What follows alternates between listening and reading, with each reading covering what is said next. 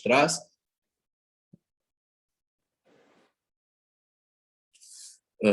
Sou fisioterapeuta responsável pela fisioterapia no skate mundial, da World Skate, fisioterapeuta da Red Bull Global, trabalho não só com skate, mas com outras atividades, com outros atletas, surf, bicicleta, enfim, outras modalidades, olímpicas e não olímpicas.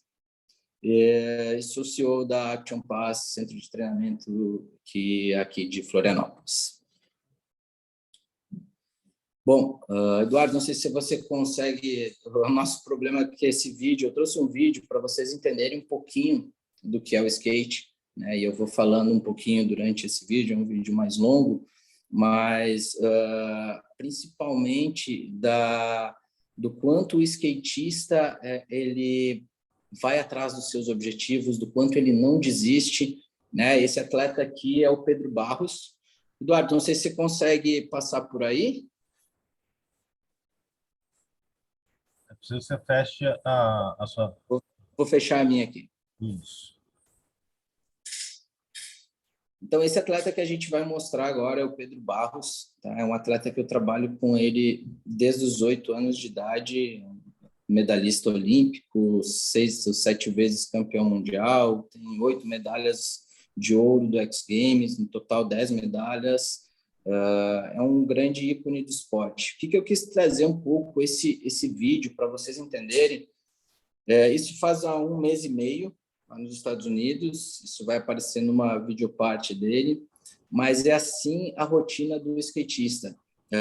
Aqui para acertar essa manobra, ele tentou 39 vezes, né? E eu queria que vocês entendessem um pouco assim de que o skatista ele não desiste, é uma principal característica, né? Ele coloca os obstáculos, ele passa por obstáculos e ele não desiste até acertar.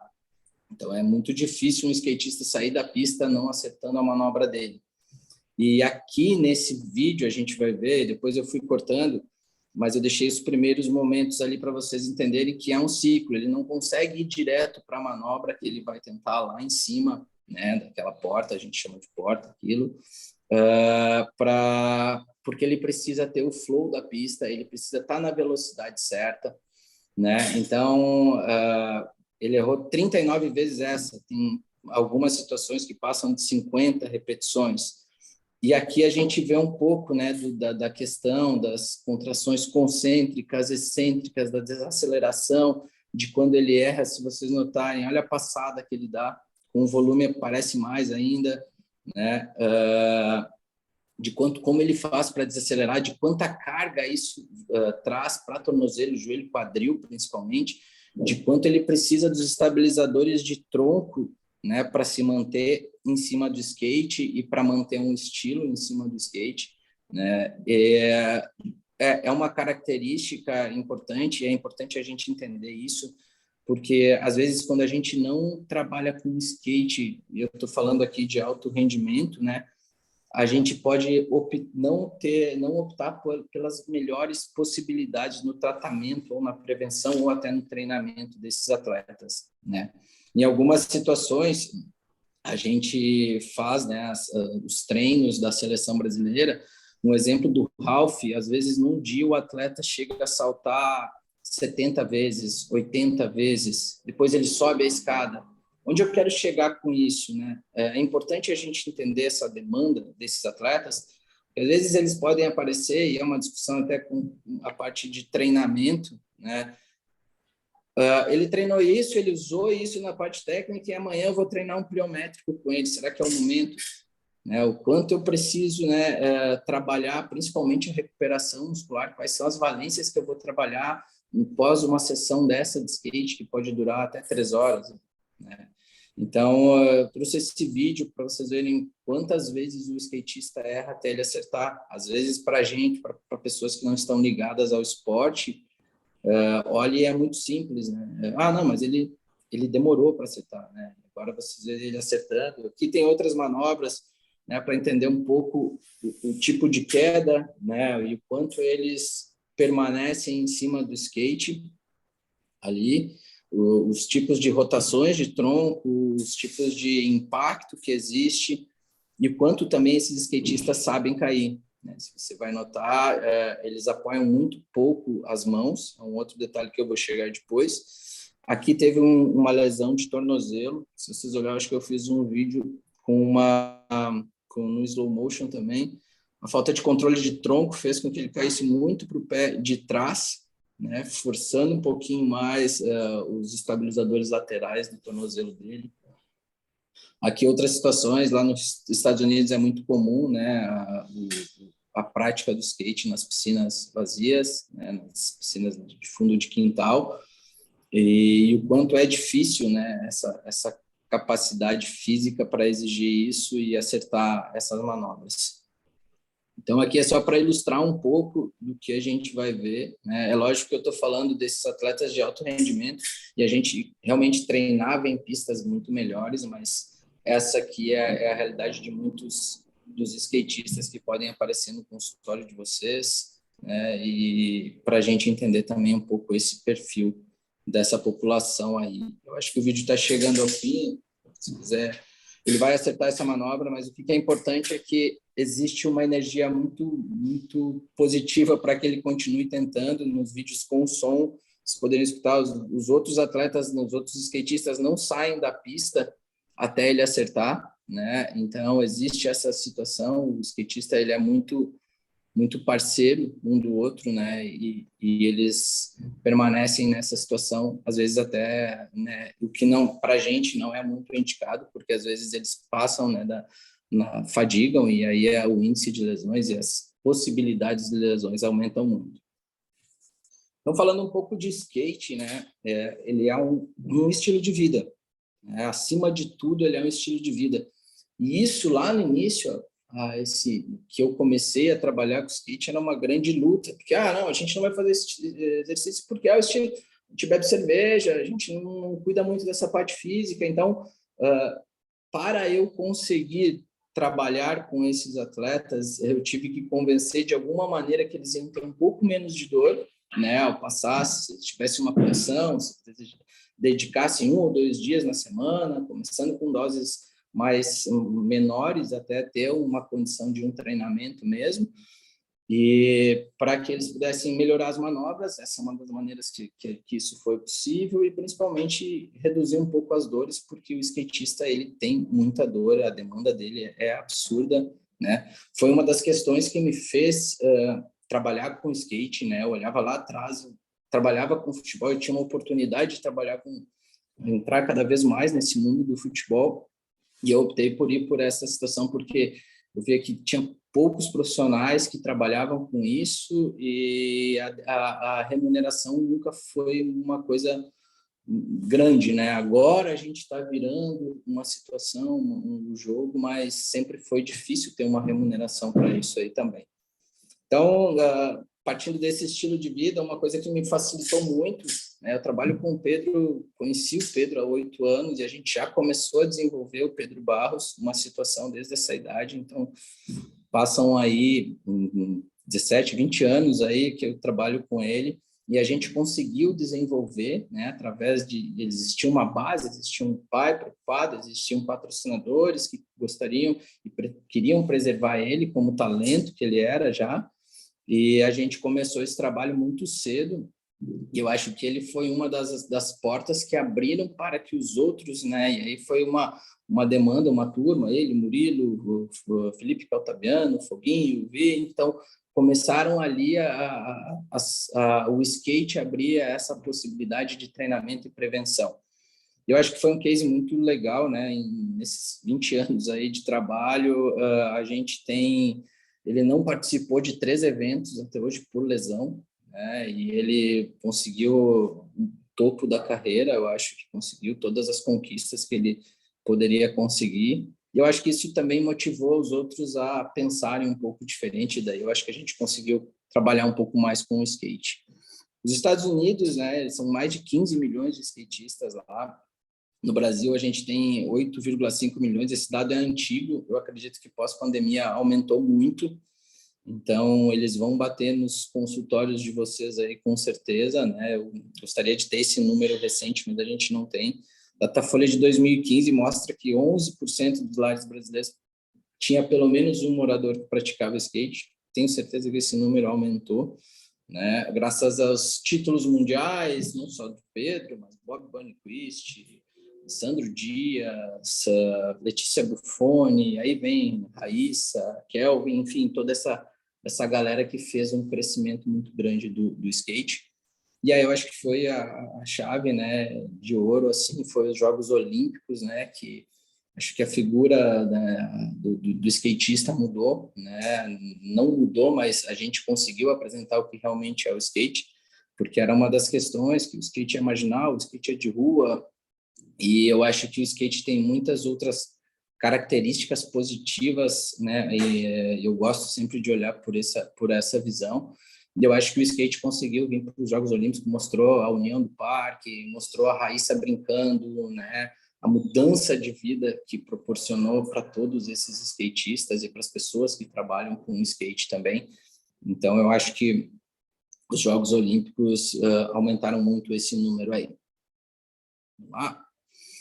Aspectos positivos que eu vejo dessas situações, desses atletas e dessas transformações, né? A profissionalização do esporte, como eu falei antes, a gente não tinha uma condição técnica, uma condição física ideal para se trabalhar. Hoje a gente tem um suporte maior, hoje eles acreditam e eles se dedicam mais porque eles enxergam o quanto podem trazer para o skate e para suas vidas uma profissionalização do esporte, né? As confederações, inclusive a CBSK, ela serve hoje como exemplo, uma das confederações mais organizadas, né? A gente conseguiu, através de recursos do Comitê Olímpico, e cumpriu com todos esses recursos, que não exige uma condição, né, de organização burocrática muito grande para isso, e a gente conseguiu. A gente foi para os Jogos Olímpicos com uma equipe multidisciplinar, né, perfeita. A gente atua com uma equipe multidisciplinar desde o início, desde 2018. A gente foi a primeira confederação a se organizar e a apresentar isso para o mundo. Depois veio Estados Unidos, Japão. Enfim, a gente serviu muito como modelo e ajudou as outras confederações a se organizarem para esse ciclo aí. Recursos, empresas que antes não estavam dentro desse esporte, né, fazem parte agora, né, entraram com força máxima, onde a gente vê bancos, a gente vê marcas de automobilística, enfim, de todas as empresas grandes que querem apresentar e querem estar junto com o skate.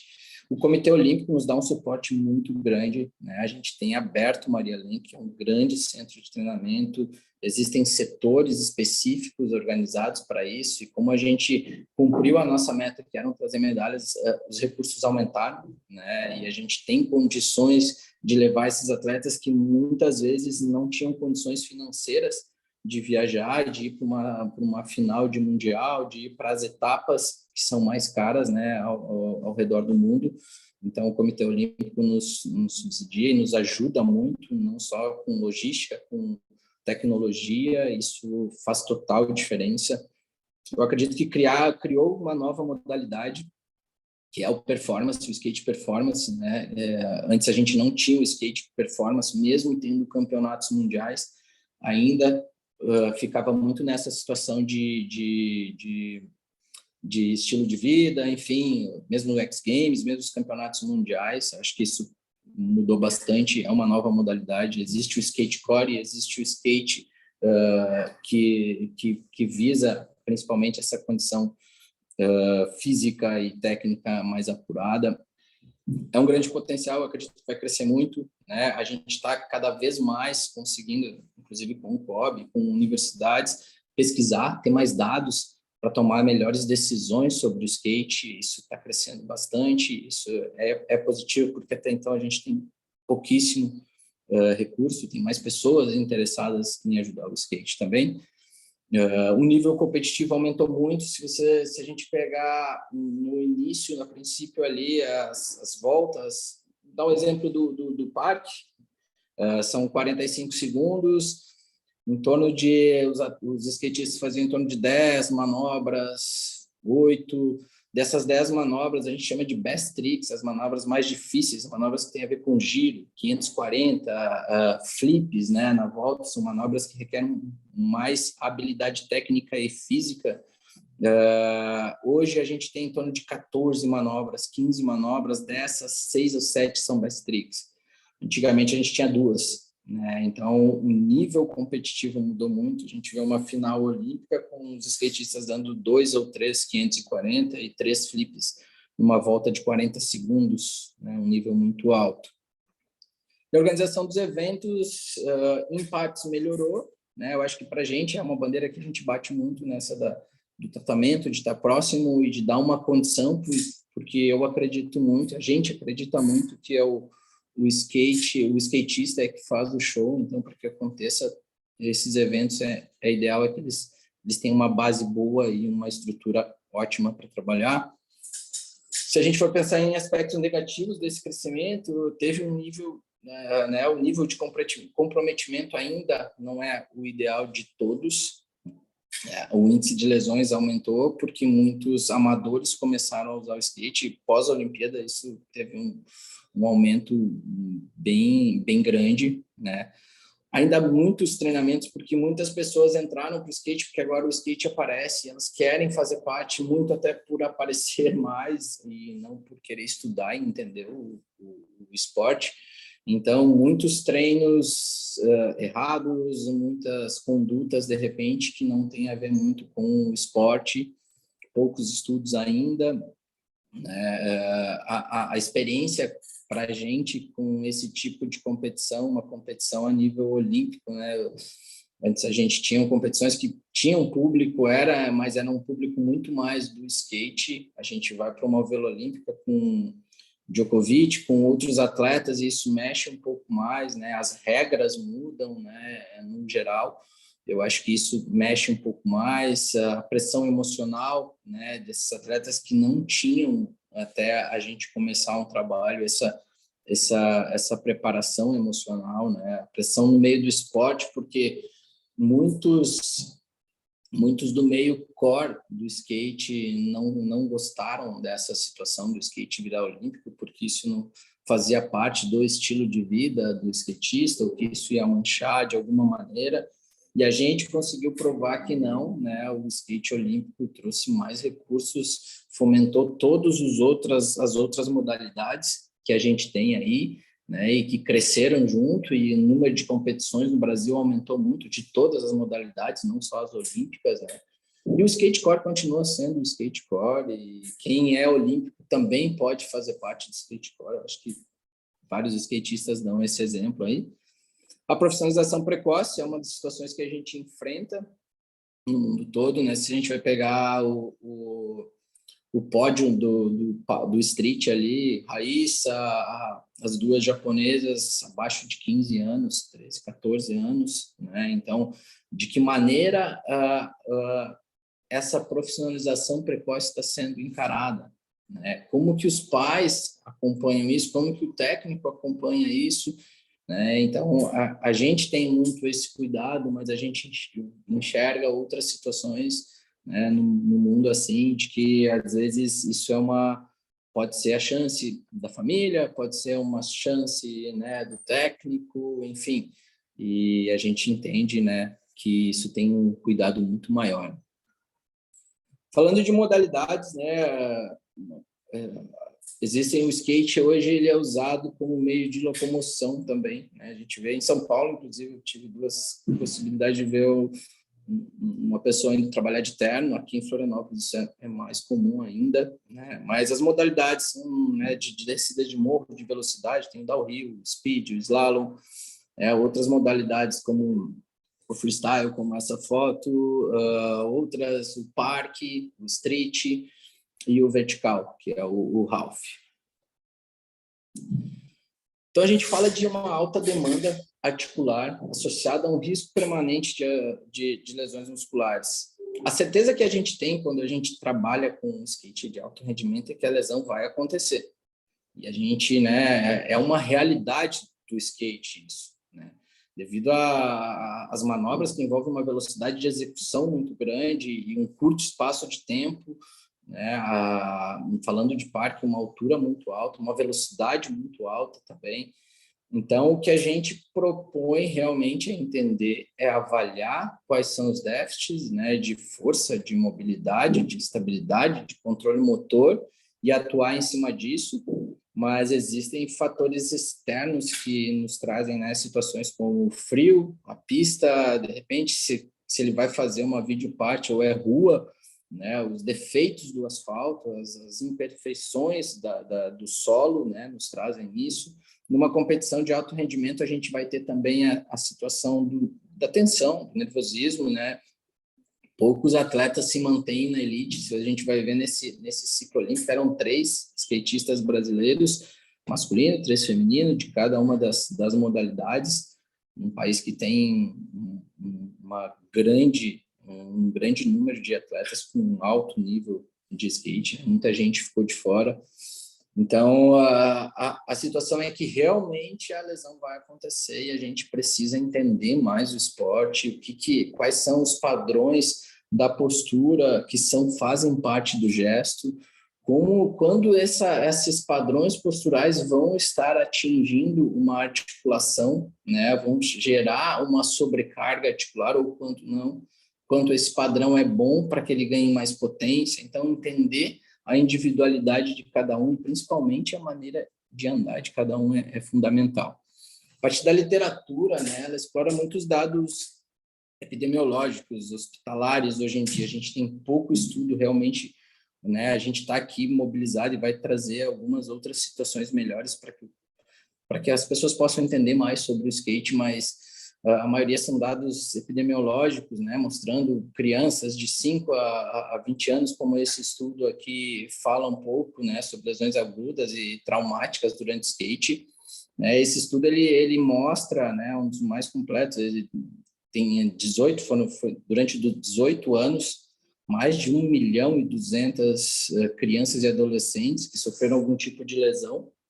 E ele mostra uma situação que a gente depara muito aqui na clínica, até por amadores, né, de fatores que desenvolvimento muscular, neuromuscular, a inexperiência, né, os iniciantes da prática do skate, né, que não sabem cair, e muitas vezes isso acontece muito. Uma das regras básicas do skate é, para você começar a andar de skate, você tem que aprender a cair, né? E muitos desses dados que vão aparecendo aqui são crianças ou jovens, até adolescentes, ou adultos que caem apoiando a mão. O skatista ele sempre protege a mão, ele cai fazendo a flexão, uma flexão maior de tronco, protegendo a cabeça, queixo e peito. Então, existem alguns cuidados. Então, o primeiro passo é aprender a cair, né? E esse estudo ele mostra um pouco isso, né? Para entender o índice de lesões que é maior em membros superiores, que foi de 41,1%, em comparação aos membros inferiores, que foi 31%, né, de cabeça e de pescoço, um número mais baixo. E na maioria das lesões, os de membros inferiores foram lesões de escafoide, lesões distais de rádio, né, e de tecidos moles ali. A importância é que nesse mesmo estudo ele destaca isso, né, que a incidência de lesões em membros inferiores apresenta um aumento da distribuição à medida que a população foi aprendendo um pouco mais a andar de skate, né, ficando mais velha, ela passou de 18,1 em indivíduos da faixa de 5 a 10 para 42 da faixa etária de 15 a 19 anos. Ou seja, esses de 15 a 19, eles já têm uma prática melhor, eles já aprenderam a cair. Então, eles vão sentir realmente aonde a gente, né, vem entendendo que são as principais lesões, que são membros inferiores mesmo. Durante o STU, lá no início desse ciclo, né, até o início do STU também, em 2018 a gente fez uma pesquisa, avaliou mais de 100 atletas e as principais regiões afetadas foram, né, as lesões em tornozelo, e aí, segundo lugar, foi o joelho. Essas mudanças a gente vem acompanhando um pouco isso nos STUs e elas estão bem próximas agora, entre joelho e tornozelo. Ombro foi a terceira. Um fator que a gente viu em 2018, que era 11% apresentaram sobrepeso, ou seja, não estavam preparados realmente para estar desempenhando e competindo nesse nível. Esse número, ainda bem, mudou também. Aqui, num outro estudo, ele mostra 64 skatistas que foram analisados, né?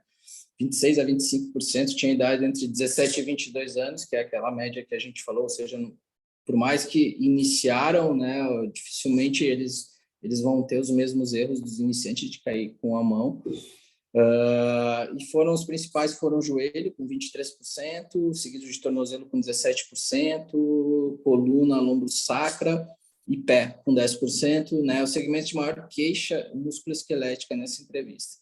E o que bate também, né, com essa mesma pesquisa, que eles observaram que o histórico dessas lesões da população skatista também eram de membros inferiores, joelho e tornozelo, com as principais incidências muito próximas, que é o que a gente vem encontrando hoje aí. Um pouco das modalidades, o parque, né, ele tende a esse nível de explosão maior, de altura, né, as lesões traumáticas mais relacionadas a quedas, principalmente a quedas elevadas, né, expondo principalmente cabeça, tornozelo, joelhos e cotovelos, é uma incidência grande do parque, isso. A gente teve uma situação importante aí em 2019, onde em três eventos, 3 campeonatos, a gente teve 7 concussões cerebrais graves, uma fratura de crânio bem séria. Então, aumentou-se ainda essa polêmica do uso do capacete, que até então não era obrigatório. Em alguns eventos também, agora, até o ano passado, não eram obrigatórios. E a gente conseguiu, né, através de dados, né, de pesquisas que a gente fez dentro do STU, ajudar os skatistas a entenderem a gravidade de uma concussão cerebral e dessas lesões que eles têm ali. Então, a proteção ela é importante. Eles, como skatistas, e a gente falando em alto rendimento agora, o uso de joelheiras é só com pistas muito grandes ou bows muito fundos, né? Senão eles referem que atrapalha a performance dele. A gente vem entendendo, no parque principalmente, que algumas quedas com a joelheira, dependendo da maneira que o atleta cai, ele acaba fazendo uma posteriorização da tíbia e lesando. A gente está com um alto índice de lesões de ligamento cruzado posterior.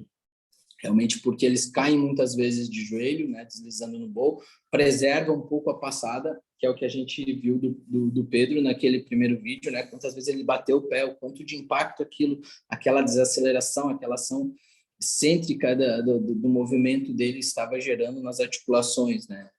E aqui a gente tem um outro dado que também acaba tendo, principalmente as meninas, que são as que mais usam esse tipo de equipamento aí. O street, a característica dela é a velocidade de execução, né, das manobras, além dos riscos que a gente tem no parque ali, a maior incidência de lesões no street são as articulações e as questões ligamentares, tornozelo, pé, joelho, uma incidência muito grande também de lesões. Semelhante ao parque, assim, o street ele está muito técnico, né? Até uma das questões na evolução do esporte, a gente vem acompanhando, às vezes até o narrador, se não é tão experiente, ele tem dificuldade em entender a manobra que está fazendo. Então, às vezes são 2 ou 3 manobras, com a base virada, com o nose, com o tail, então dificulta até, né, porque o nível técnico está muito grande, eles evoluíram demais. Eu costumo comparar um pouco o skate, né, e a enxergar ele assim como se fosse uma ginástica olímpica, né?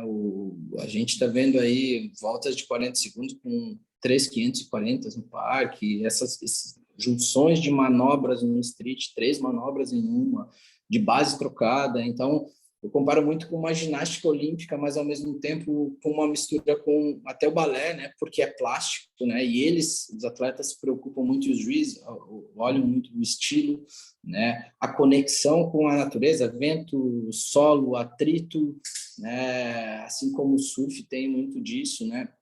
E numa base instável e no concreto. Então, realmente a gente tem uma junção de situações ali bem propícias às lesões também. Falar um pouco das avaliações, principalmente as avaliações que a gente tem usado com os skatistas, né, criando esse banco de dados, também na seleção brasileira, o que a gente procura enxergar né, e de que maneira a gente está tentando fazer isso. Então, alguns pontos a considerar, né, os objetivos, né, a gente gosta muito de trabalhar em cima de atividades, quais são as atividades que ele precisa fazer, o que ele não está conseguindo, está quase conseguindo fazer, quais são os objetivos como atleta, né, e para conseguir trabalhar um pouco mais a esse nível aí. Então, que nível? É um atleta olímpico, é um atleta amador, é um atleta iniciante? Eu preciso entender isso na minha avaliação para que eu possa conduzir melhor o meu plano de tratamento. Quais os mecanismos de lesão? Se existem diferenças de força, encurtamentos musculares, falta de controle motor, que vai gerar uma sobrecarga dentro daquela articulação ou não, né? Entendendo quais são esses mecanismos, quais as disfunções que existem, e para isso a gente aplicar alguns testes que a gente está usando com eles. No monitoramento, principalmente desses atletas de alto rendimento, né, a gente usa o PCL, a escala de dor. A qualidade do sono é muito importante, isso é um ponto que a gente bate bastante assim com esses atletas de alto rendimento, né? A gente sabe que é um dos principais recovers é o sono, né? Então a gente monitora. Hoje o Comitê Olímpico vai passar para a gente uma situação de um software muito melhor. Hoje a gente até então tem usado Google Forms e outras situações para poder monitorar esses atletas, né? A questão do recovery, que tipo de recovery eles fazem, né? A gente sabe que o sono para a gente é a maior nota, mas existe uma suplementação, existe uma liberação com massagem ou terapia manual, existe algum recurso da eletro, existe o que ele faz? Então, dentro disso, a gente vai dando um score para ter o score ideal para ele estar recuperado pré-competição ou pré-treinamento mais importante assim. E o bem-estar, a questão de humor, a questão psicológica, como está se sentindo. Então, acho que todos esses são questionários importantes aí. Mobilidade ADM, a gente olha bastante a dorsiflexão, né? É importante. Até a gente normalizou um número, né, com o skate, através desses eventos que a gente vem trabalhando, e esse número foi até de um colaborador nosso, um estudo para conclusão de curso, e a gente conseguiu entender que o Lund ali é acima de 45 a 50 graus nesses atletas de skate, no parque até um pouco maior. E isso tem a ver com a qualidade do agachamento, se ele vai ter uma compensação, a mobilidade de tornozelo fundamental. Rotação interna coxofemoral é um dado que a gente pega bastante e está relacionado muitas vezes a uma rotação interna, ao valgo de joelho, algumas lesões de cruzado anterior. Rotação interna e externa glenumeral, né? A gente tem muitas luxações de ombro, muitas vezes o atleta cai protegendo a mão e ele cai com o ombro, fazendo uma luxação anterior, às vezes uma luxação posterior, dependendo se cai com a mão aberta. Enfim, são dados que é importante. A gente correlaciona muito essa transmissão de força entre membros superiores e membros inferiores. Você vai ver nessa própria foto, né? O quanto ele abre o braço buscando uma estabilidade dos rotadores externos para os rotadores externos de membros inferiores do outro lado, contralateral, e então essas mobilidades têm a ver com isso também. Os encurtamentos de peitoral, grande dorsal, principalmente com as rotações de tronco fundamentais nessas modalidades.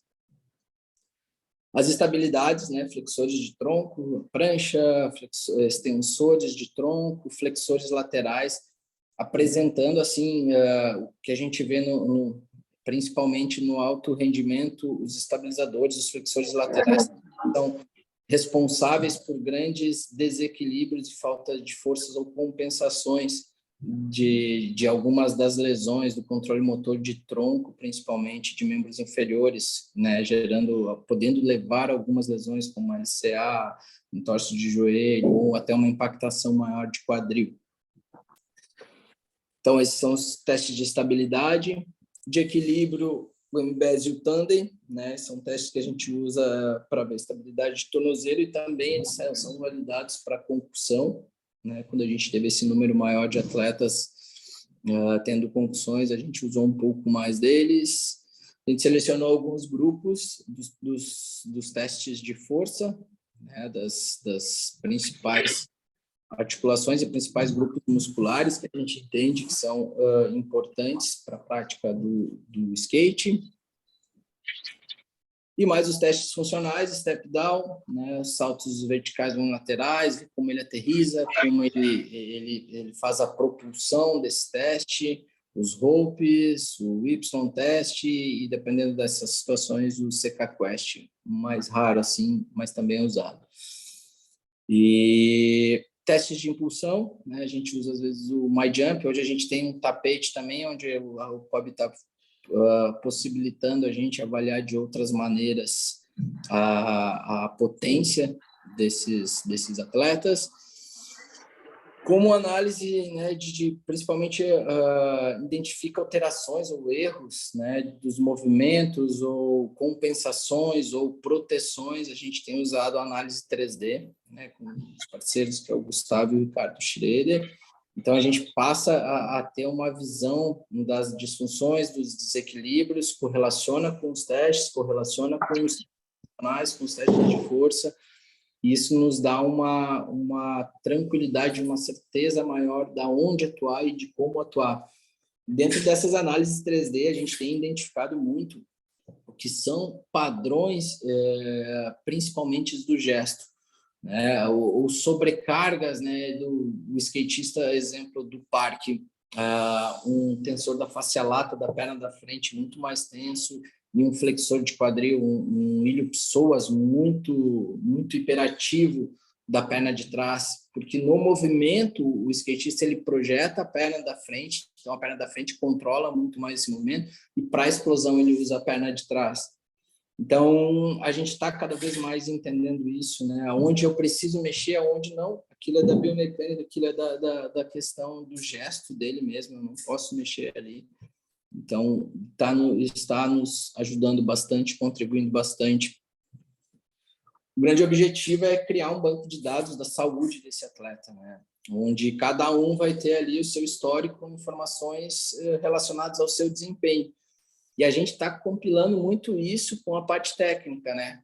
Quantas vezes ele deu aquela manobra? Né? Quantos saltos? Agora, né, a gente tem todo o ciclo pré-olímpico filmado e a gente está agora cada vez mais... quanto de ação concêntrica ele tem? Quantas manobras de borda ele fez? Quantos saltos ele deu? Quantas ele errou dessa manobra? Até para ter uma decisão técnica de o que manobra ou qual volta eleger durante a competição. E isso faz total diferença, tanto para a gente entender as lesões e conseguir também dar um passo atrás, prevenir e montar, criar um planejamento do que eu preciso, do que esse atleta precisa, principalmente, né? Então, os resultados de exames, avaliações, resultados nas competições, está dando certo isso, tá? Não só a nível de dor, mas a nível de performance, né? Quais são os profissionais da saúde? A gente tem um grupo grande, cada um morando em um lugar, né? Para eu conseguir controlar tudo isso. Então, eu tenho que ter essas informações para chegar com um profissional e conversar. Olha, qual é a ideia? O que você está fazendo? Eu tinha planejado um treino de salto com ele. Eu falei, cara, nessa semana a gente treinou muito salto. Dá para a gente rever isso aqui? Como é que você acha que dá para a gente trabalhar dessa maneira? Então, entender quais os profissionais que estão envolvidos, ou se existe um overtraining, ou se existe uma preocupação que vem de casa e que pode afetar no resultado desse atleta, desse skatista, ou questões até que a gente, né, conseguiu, principalmente no feminino, qual a data do período menstrual das meninas, o quanto a TPM influencia muito, né? No emocional e na parte proprioceptiva dessas meninas. Então, é mapear o todo, né? Planejar, periodizar. Daqui tantas semanas eu vou estar fazendo isso, porque o objetivo é aqui. A gente tem um objetivo do campeonato, que é 2 meses. Qual é a característica da pista daquele local, se a gente já tem isso, né? quais os objetivos e as metas para essa temporada. E a gente tem tudo isso fazendo uma videoanálise, então são 2 técnicos e mais um consultor técnico, e eu na parte de físio. Existe um médico, a nutricionista, a psicóloga, então a gente reúne para falar muito sobre isso. Os dados já estão na hora pós-treino, a gente já consegue avaliar essas situações. Então, para exemplificar de um teste, né, os testes de amplitude de movimento, de mobilidade que a gente falou, alguns achados, né, para a gente poder ir evoluindo em cima disso, os testes de força, daqueles grupos que a gente já comentou também, a postura estática tridimensional de membros inferiores, análise do agachamento, é um dado que a gente estava vendo, agachamento bilateral, principalmente, né, pela questão do gesto, a análise da biomecânica tridimensional do salto horizontal, unipodal, para ver como esse cara está aterrissando, como ele bate com o pé lá e correlacionar isso com o gesto dele, se existe uma dominância de tronco, se existe uma dominância de joelho, se existe uma falta de controle motor de tronco, gerando uma sobrecarga em cima de um joelho ou de um tornozelo, na propulsão e na aterrissagem, né, o que faz total diferença, até para a gente direcionar onde e quando eu vou trabalhar isso. Salto vertical, enfim, alguns exemplos. Esse aqui, junto com a biocinética, na avaliação 3D, a gente entende um pouco melhor, né? Desculpa, uma reversão de tornozelo importante, um valgo também, e a gente vai relacionar muito com o que eu falei para vocês, com déficit de força de controle motor, tanto de fêmur quanto de tronco, principalmente flexores laterais, né? A força dele deu compatível, então a gente precisa entender qual é a valência, né? Nem sempre é a força, muitas vezes é o controle motor. Então a gente associa isso aos testes funcionais, né? E aí a gente tem esses resultados, o diagnóstico funcional desses atletas e quais são o que eu vou precisar trabalhar com esses atletas, o que eu preciso passar para que essa equipe de saúde que está próxima a esse atleta venha a trabalhar, né? A gente tem dentro de virtudes técnicas, então a gente entra um pouco, a gente tem que suprir a virtude técnica ou a deficiência técnica, né? A gente gosta sempre de olhar pela parte positiva, então entender da equipe técnica o que eles estão precisando, qual é o que a gente precisa mudar e definir junto, quais são as estratégias da equipe técnica para, em cima disso, a gente montar um planejamento. O planejamento dele vai ser esse, vai ser assim, assim, é possível de fazer, eu consigo desempenhar isso, ele consegue, ele tem condições de fazer isso, né? E aí, em cima disso, a gente montar, né, as estratégias para suprir isso. Não sei se eu já estou no tempo, acho que eu já estou passando, mas eu vou ser breve aqui nesses 2 últimos slides. Um pouco, e eu acho que assim, a gente só consegue ter tudo isso, que eu acho que eu falei um monte aqui agora, né, se a gente tem a confiança do atleta, né? Eu acho que isso é fundamental, é olhar no olho dele, é a gente ter dados para entregar. Como que eu vou convencer um monte de skatistas que têm um estilo de vida diferente a cuidar da saúde? Eu preciso ter dados, eles são extremamente inteligentes, então eu preciso, cara, é para isso, para essa manobra, fecha com o que você acha, essa lesão acontece assim, isso aqui. Então, expor isso e identificar e continuar essa busca contínua pela informação, pelos testes, pela avaliação, isso traz, né? Isso evolui o esporte e a gente só consegue tomar decisões, né? Um exemplo do Pedro, às vezes eles têm um entorse de tornozelo, como aconteceu numa final de um mundial na casa aqui em Florianópolis, e ele teve um entorse e a avaliação tem que ser rápida, né? E eu falei, cara, não vale a pena, identifiquei uma situação, achei que não. Ele olhou para mim, tudo bem, tá certo, tô fora. Final do mundial na casa dele, valendo grana, valendo título. Ok, porque existe uma verdade entre isso, né? Existem dados que me comprovavam que, cara, tá aqui, né? Como de outras maneiras, escutar o atleta ou o paciente, a gente que é fisioterapeuta, é fundamental. Como teve uma outra situação com ele também, que ele teve uma fratura de clavícula, fez a cirurgia numa segunda-feira e domingo ele tinha um campeonato mundial. E ele queria competir, ele estava confiante. Então, como que eu vou, né? A decisão é sempre do atleta. E naquilo foi um terror, os médicos, não pode. E ele falou, eu vou ir, se você estiver comigo.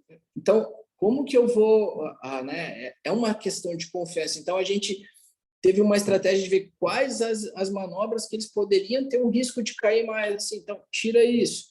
O que eu consigo fazer em uma semana para te dar confiança? E o apoio para que ele conseguisse. Ele foi lá e ganhou. Então, são exemplos, né, de que a confiança ela é recíproca e a gente precisa disso, mas a gente precisa disso com dados. A gente precisa comprovar o que a gente está falando para eles. E agora, com o que aconteceu esse final de semana, teve uma etapa do STU em Porto Alegre. Um atleta teve um entorse de uma flexão, como eu falei com vocês agora há pouco aqui, de joelho com a joelheira, e teve uma distensão do cruzado posterior. O time médico está fora, primeiro dia ruim, segundo dia melhor, ele confiante, ele bem, apresentou os testes bem, e ele queria competir. Então, nada ia segurar ele. Então, é muito melhor eu estar ao lado desse paciente, dizendo, teus riscos são esses, sabe que você pode agravar, sabe que você pode perder, sabe que é uma cirurgia de 12 meses. Depois disso estar muito claro para ele, se a estratégia dele aí, eu não posso deixar ele com mais medo ainda e ficar o tempo todo, não, você vai se machucar. Não, vamos lá. O que a gente pode fazer? O que a gente pode fazer, a gente fez estrategicamente, fisicamente, e o menino foi lá e ganhou a etapa. E não teve aumento da lesão. Então, fez uma nova ressonância. Isso são momentos e é a confiança, né? Que a gente precisa ter tanto com o paciente quanto com o fisioterapeuta. E, para encerrar aqui, eu queria deixar uma mensagem para vocês, para todos que trabalham aqui, né, com todos os colegas, né, para sair um pouco da caixinha, né, para pensar também um pouco diferente, para acreditar nos sonhos. Eu saí de uma cidade do interior do Rio Grande do Sul, onde não tinha skate, onde não tinha surf, e acreditei nisso, né, teve essas situações de um empresário me fala, cara, tu é o cara mais louco que vai sair do futebol, que vai te dar grana para viajar com um bando de maluco sem futuro. Mas eu acreditei. E eu sempre acreditava. Então, hoje a gente virou o jogo. Hoje eu trabalho com a Raíssa, com o Pedro, com atletas exponentes de um esporte que chegou e a gente conseguiu mostrar o quanto o skate é forte, o quanto o skate é unido, né? E a gente foi para umas Olimpíadas e hoje o Comitê Olímpico é o esporte que mais trouxe medalhas, né? Se você vê quanto a gente ficou feliz pela questão da Raíssa, né? Ganhou o prêmio Visa, a gente mostrou que o skate não é mais não. Vai uma menina lá e quebra todos os padrões de todo mundo que dizia que aquilo ali não ia dar certo. E, enfim, eu acho que é isso. Acreditem sempre no sonho de vocês, sigam em frente. Espero ter passado algumas noções do skate. Não sei se eu falei muito rápido, porque eu já estava atrasado também, mas foi um prazer estar aqui. Muito obrigado a todos.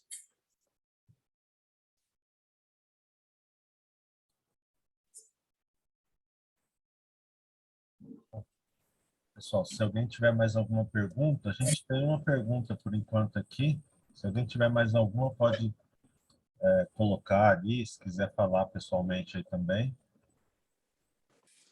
A Thaís Albuquerque colocou que você já tinha pós-graduação em esportiva ou foi após que deu certo no esporte que você fez o curso? Não, eu não tinha especialização em esportiva, né? Eu fui me especializando, fui fazendo esses cursos, fiz a prova da SONAF, né?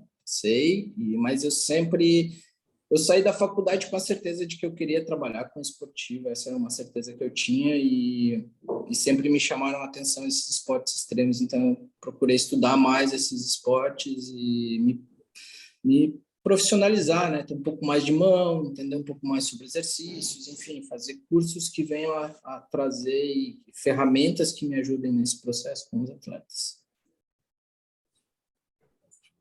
Aproveitando aí, quem não fez ainda a prova e gostaria de fazer, a gente vai ter provavelmente no ano que vem no congresso lá em Salvador. Então, tem um tempinho aí se prepararem para a prova aí, para poderem estar com a gente aqui também. Enquanto isso, estejam com a gente nas palestras aqui. Vale a pena. Tem mais alguém que queira fazer alguma pergunta? Se quiser abrir o microfone aí.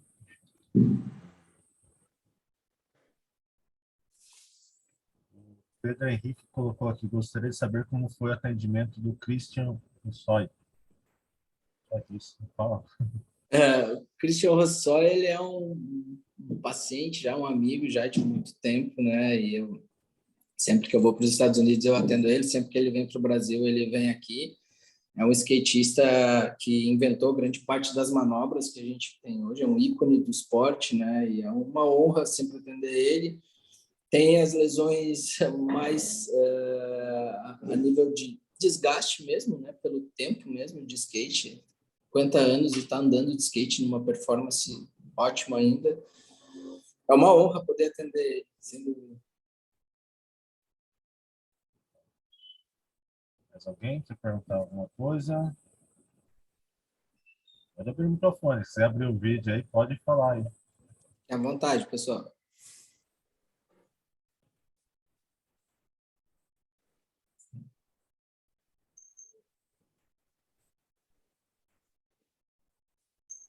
Elias Franzoni colocou aqui, boa noite, Alisson. Tudo certo? Sou Elias de Caxias do Sul, do Rio Grande do Sul, né? Hoje, na Físio, tem se falado muito em não corrigir posturas ou movimentos que interfiram na performance do atleta.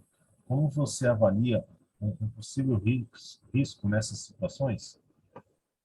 Deixa eu entender melhor. As posturas e movimentos que interfiram na performance do atleta. Como você avalia o risco de... Cara, eu sempre avalio o risco de lesões quando essas tensões ou essas sobrecargas ou esses fatores, no meu ponto de vista, principalmente para o esporte, né, por ser característico de cada um, existem gestos, né? Então, se esses gestos e essas compensações não estão gerando sobrecargas articulares ou riscos de um torce, de uma lesão ligamentar ou de uma falta de controle de tronco, enfim, de alguma... eu não vejo por que mexer nisso, como qualquer outra pessoa, né? Agora, se eles estão interferindo, sim, existe um risco que a gente pode e deve interferir nessa situação. Não sei se eu entendi bem, se era essa a pergunta, se não, fica à vontade aí para a gente discutir. Respondido aí, Elias. Precisa acrescentar alguma coisa? Se quiser, pode abrir o microfone também.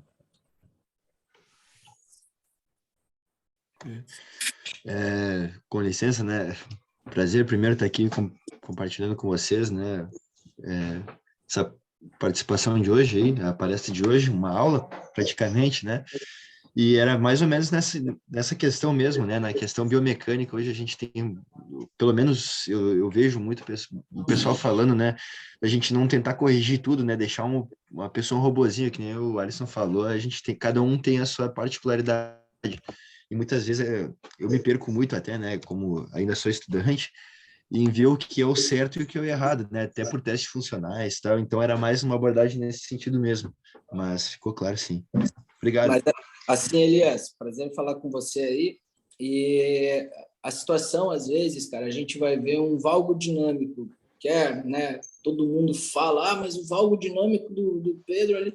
Cara, como que eu vou... Ele vai deixar de fazer? Quando ele volta, não sei se vocês viram naquele vídeo que eu passei, quando ele volta, muitas vezes ele bate o joelho no skate.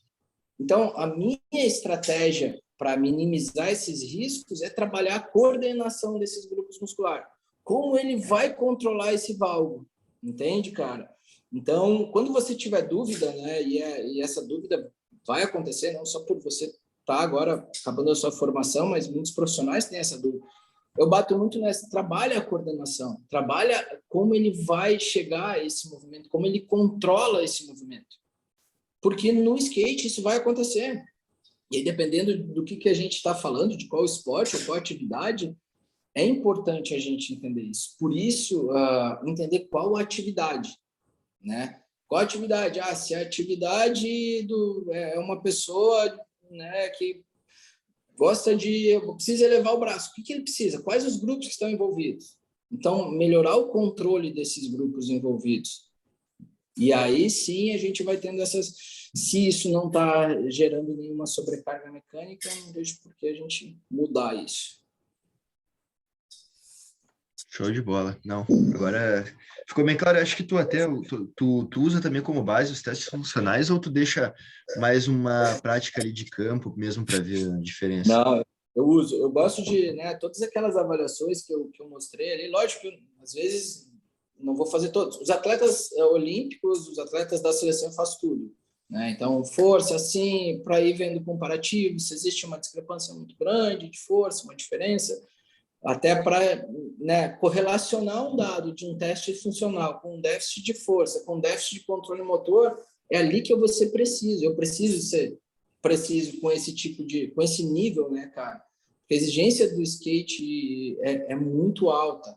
Então, às vezes, uma falta, um descontrole, algo que possa passar desapercebido por mim ali pode ser fatal para esse skatista, pode tirar ele por um bom tempo da prática ali. Mas eu uso os testes funcionais, correlaciono com os testes de força, testes de mobilidade, enfim, ortopédicos. Eu acho que a gente tem, né, a gente, como fisioterapeuta, a gente tem a possibilidade de usar tudo isso. Não preciso ficar, não, eu vou só avaliar através dessa... Eu acho que não tem porquê, né? Porque cada uma dessas especializações, esses cursos que a gente vai fazendo, te trazem uma nova ferramenta para você usar, para dar o melhor para o seu atleta ou para o seu paciente ali. Perfeito, cara. Beleza, obrigadão aí. Boa sorte aí, vai para frente aí, cara. Vamos lá, vamos lá. Vamos lá. Obrigado, Dias. Tem mais alguém que queira fazer mais alguma pergunta? Se quiser abrir o microfone. Acho que o Diogo ali, né, fez uma pergunta, qual a expectativa para as próximas Olimpíadas? É isso? Cara, a expectativa, assim, a gente fez um grande trabalho, né, sem dúvida, foram 3 medalhas, né, comparação ali Estados Unidos, que conseguiu, que é o berço do skate, que tem toda uma estrutura muito maior do que a gente tem aqui como skate. Eu acho que a gente fez um grande papel, desenvolveu bem, mas potências que antes a gente não via, como o Japão, China, né? Lá é trabalho mesmo, 8 horas diárias de treinamento, desse cuidado físico. Existem muitos recursos tecnológicos e também financeiros envolvidos nesse processo que ajuda, sem dúvida.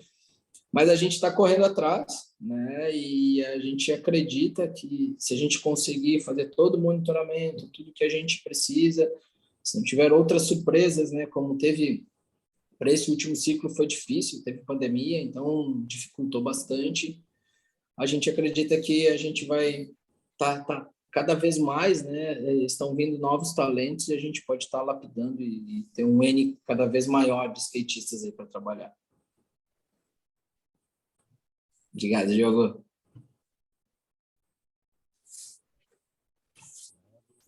Mais alguém aqui queira falar? Pode abrir o microfone, gente. À vontade. À vontade.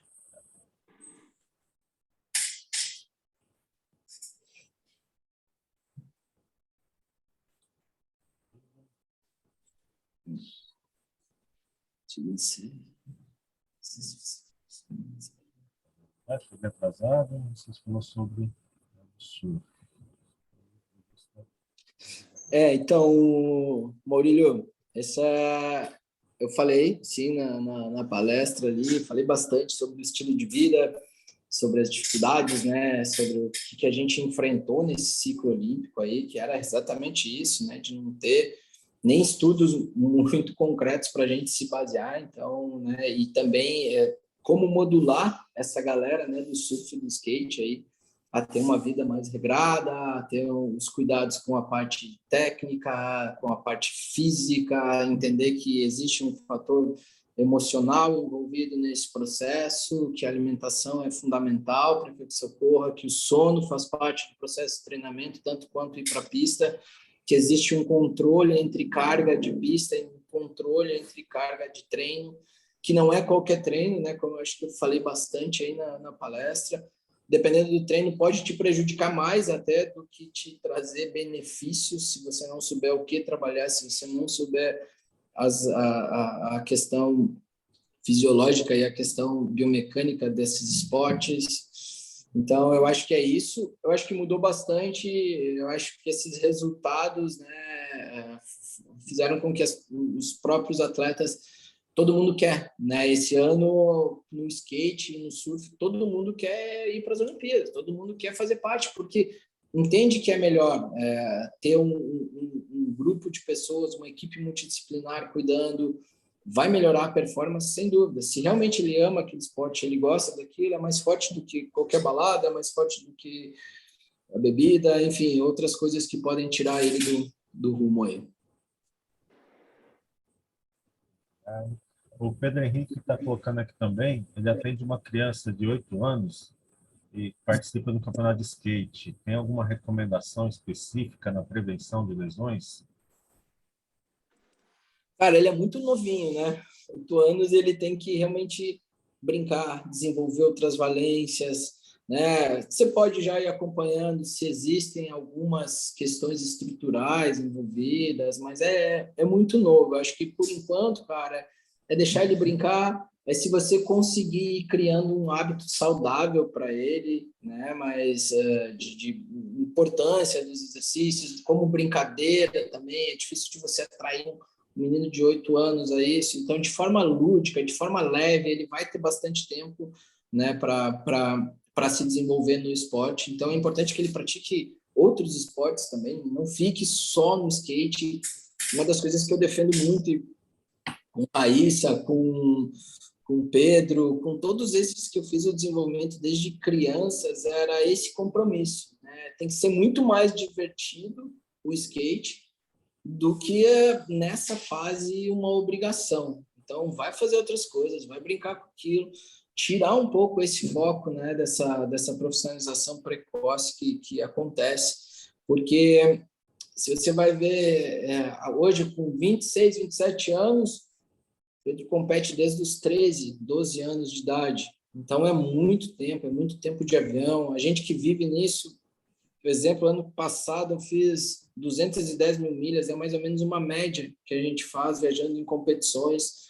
Vai ter tempo para se preocupar com essas coisas. Então, criança tem que ser criança, tem que brincar e ficar atento, lógico, a alguma questão biomecânica mais grave ou estrutural, né? Ok?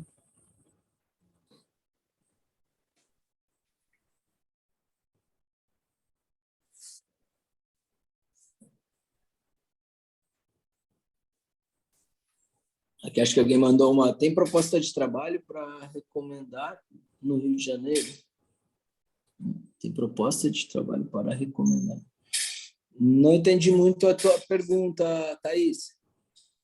Se quiser especificar melhor, não entendi muito o contexto dela. Não sei, assim, um atleta que precise de terapeuta, eu acho que assim, tem muito atleta hoje no Brasil que está precisando do nosso auxílio. A gente vê em todo canto ali, atletas sem acompanhamento. A gente pode começar conversando com esses atletas, ajudando eles, e aí vai aparecer o mercado de trabalho para cada um de nós, né? Tem muita gente precisando aí pelo Brasil, muita atleta precisando, né? Não sei o que o Alisson acha aí, mas... Com certeza, tem muita gente precisando, cabe a gente, né, entender aquilo que eu falei, passar a confiança, fazer algo o mais seguro possível, identificar quais são os problemas, entrar dentro da história desse atleta ali também, né? Eu acho que tem uma demanda gigantesca. A gente pode, sim, construir cada vez mais um esporte, os esportes, né, E nós, como fisioterapeutas, eu acho que a gente ajuda muito nisso, a gente auxilia muito nisso.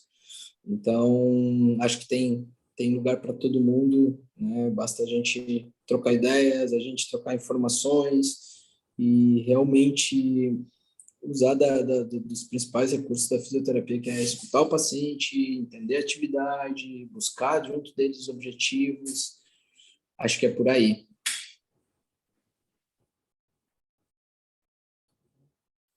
Mais alguém quer falar alguma coisa? Obrigado, Andressa.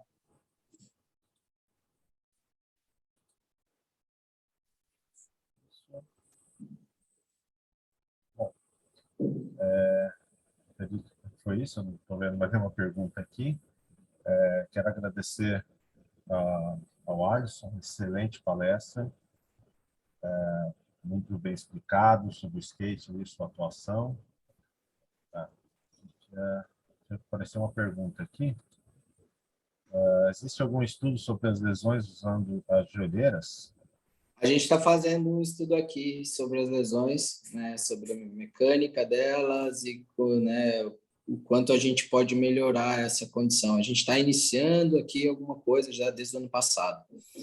E daqui a pouco sai alguma coisa. Eu não vi nada no mundo ainda sobre esses estudos sobre joelheiras aí, no skate. Com certeza, pode ajudar sim. Se que a gente tivesse bem encaminhado aqui na universidade, a gente me dá um toque aí, Pedro Henrique. Não, pessoal, muito obrigado pela participação de todos aqui, pela presença. Nós estamos sempre tentando melhorar aqui na Sonaf São Paulo, tentando mudar a plataforma ali, porque a gente teve alguns problemas com certificados que acabou não chegando. A gente tentou voltar com o Simpla que a gente usávamos antes. Se algumas falhas, peço desculpa a isso, acabou atrasando um pouco a palestra ali, mas no mês que vem, dia 28/6, já está confirmado ali o futebol feminino, vai ser com a Ariane Lopes, que é fisioterapeuta de São Paulo. Futebol feminino de São Paulo. Então, logo mais a gente vai abrir as inscrições ali e vamos começar a divulgar um pouco mais. Então, já estão convidados aí para participar, tá ok? Agradecer novamente ao Alisson, excelente palestra. Muito obrigado. Hein? Obrigado a todos aí, foi um prazer estar com vocês. Vamos ver se a gente consegue fazer outras aí também, tá bom? Obrigado, gente. Uma boa noite, uma ótima semana para todo mundo aí. Obrigado, boa noite.